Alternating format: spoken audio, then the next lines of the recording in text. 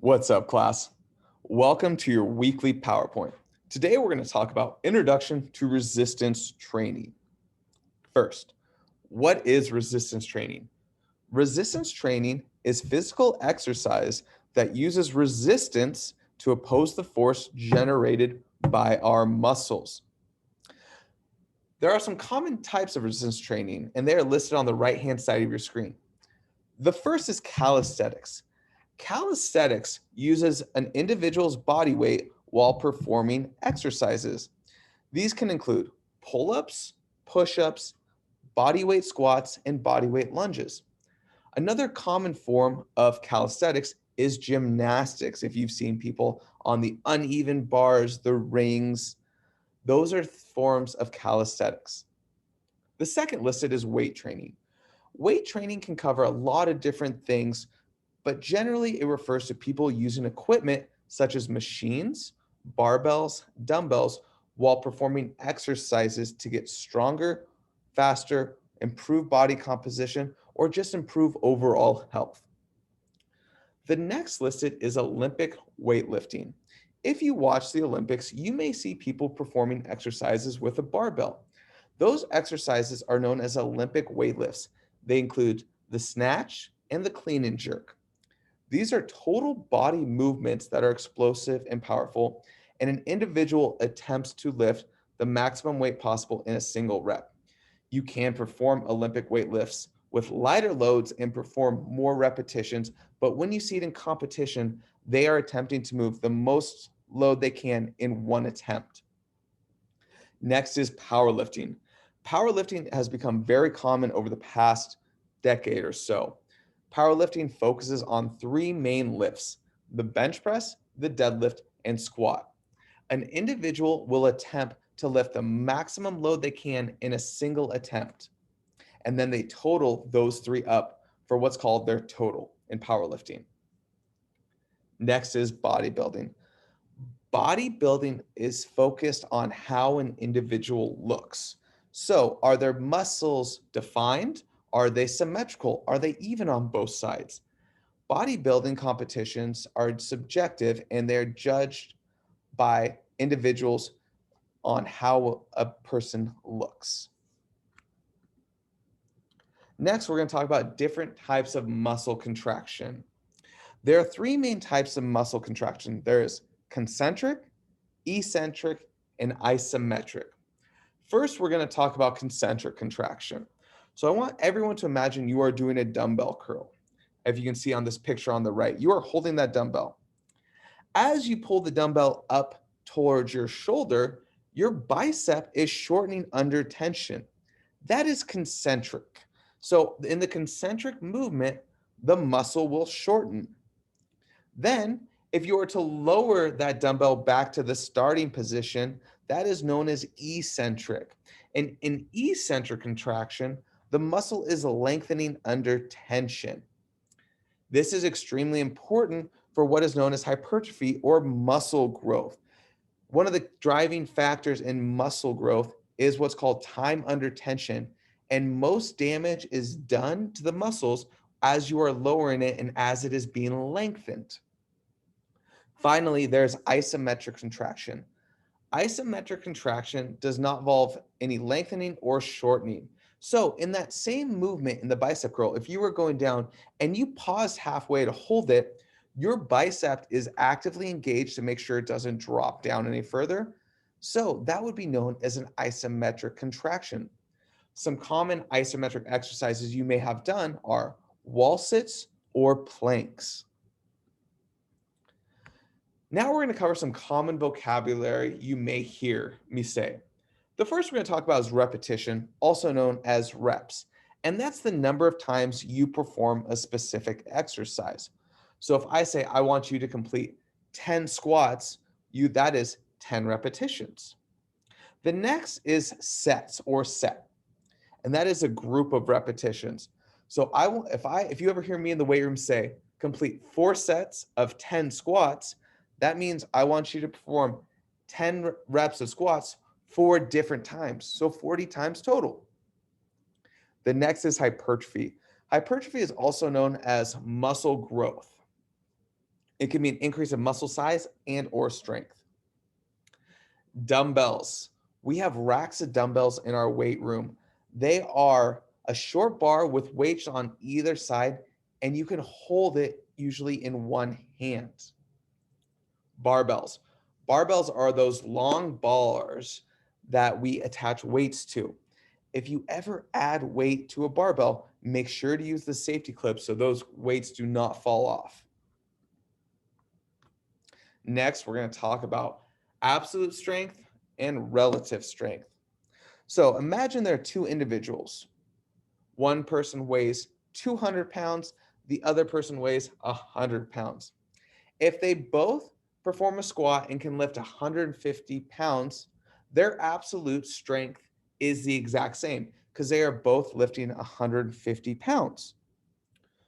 Well, in that same scenario, let's talk about relative strength. When we talk about relative strength, it is adjusted for individual's body size.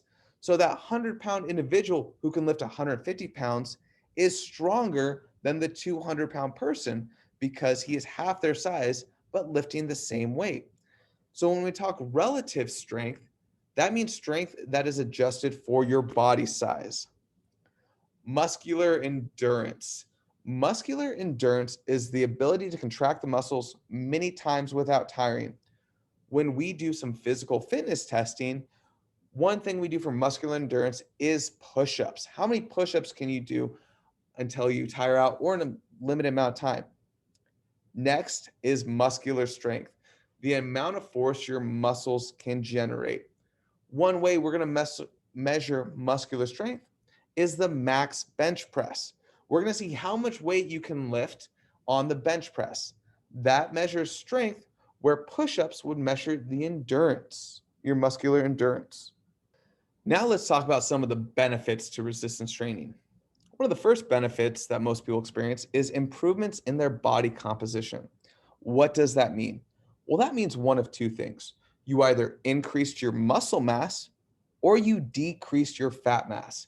Both of those can help improve overall health. And also when people start weightlifting, one of the main goals they have is either getting bigger and stronger or getting leaner. It can also enhance your mental health. Sometimes when you're feeling down, you start weightlifting, you may feel better. It also can increase your confidence. Another benefit is boosting your metabolic rate. What does that mean?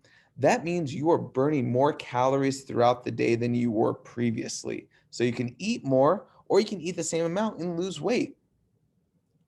It can also improve your cardiovascular health. That's your heart. Having a healthy heart is extremely important for living long, healthy lives. It can also improve your bone mineral density. What does that mean? Well, having dense bones is extremely important, especially as we age. A common thing seen in older people is what's called osteoporosis, and that is having your bone mineral density decrease to a point where you are more prone to breaking your bones as you're older. There are some essentials to be productive in weight training. The first, you need to be medically cleared, making sure you don't have any underlying issues that would prevent you from performing the exercises. You need to train consistently. But the more consistent you are, the better results you'll see, the stronger you'll get, the faster your body composition will improve. Progressive overload. What does that mean? Well, progressive overload is one of the principles of training that we'll talk about at a later lecture. And what that means is you either need to continuously add reps or weight to keep getting better and better and better. So if you don't continually push yourself, you won't get better. Quality movement. When we perform an exercise, I do not care about how much weight you lift. I care about the form and technique you use. When you're performing quality movement, full range of motion of the exercise, you engage more muscles and you get more benefit from it. Proper nutrition. Eating a healthy diet is one of the most important things we can do. Eating the right foods will help fuel your exercises so you can perform your best in the gym. Next, adequate recovery. So while we're working out, we're actually breaking down our body. Then we feed our body with food and nutrients and we start to recover. And then sleep also falls into that. So to get the benefits from weightlifting and exercise, we need to be recovering from the exercise as well. So last but not least, safety. This is extremely important. When we're in the weight room, always be aware of your surroundings. If you are walking behind someone who is walking out with a barbell to squat and you bump into them, that can become a very dangerous situation. Use a spotter on exercises that require a spotter. We're going to talk about that more in class. Always use clips. When you are using a barbell and you load weight onto it, if you do not have a clip on there, the weights can fall off and break toes and cause people to trip, and it becomes very dangerous. Do not drop the weights. If you are performing an exercise and you drop the weight, that can be very dangerous if someone's not out of the way.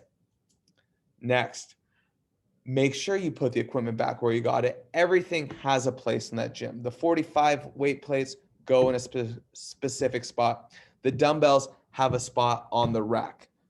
You must re-rack your weights. If weights are lying around on the floor, people can trip and injure themselves. Do not leave clutter on the ground at any time. If you have water bottles around, people are tripping, that can create a very dangerous environment. After each class, we will clean the weight room. Everything will be put away back to the way you found it. And finally, no horseplay or messing around. If you are messing around and somebody bumps someone while performing an exercise, they can be seriously injured as well as you can be seriously injured. So when we are in the weight room, we are not messing around. We are taking it very serious. All right, everybody, that wraps up this week's PowerPoint. If you have any questions, please let me know. And remember, everybody, eat your fruits and vegetables. We'll see you next time.